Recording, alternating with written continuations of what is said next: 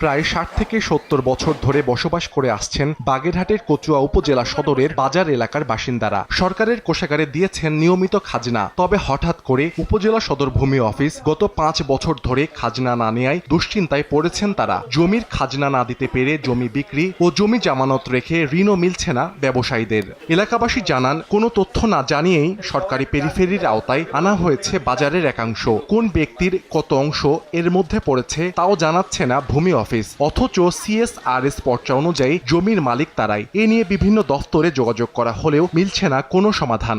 দাদার সম্পত্তি বলতে পারেন এটা, কিন্তু আমরা যেই খাজনা নিতে যাচ্ছি সেই সময় আমাদের বলতেছে কি আপনারা খাজনা দিতে পারবেন না, পেরিফেরির মধ্যে এটা অন্তর্ভুক্ত হয়েছে। এ নিয়ে ক্যামেরার সামনে কোনো কথা বলতে রাজি হননি ভূমি বিভাগের কোনো কর্মকর্তা। তবে শীঘ্রই সংকট সমাধানের আশ্বাস জেলা প্রশাসকের। প্রায় 10 একর জমির ওপর গড়ে ওঠা কচুয়া উপজেলা সদরের এই প্রধান বাজারে 5 শতাধিক ব্যবসায়ী ও জমির মালিক রয়েছেন।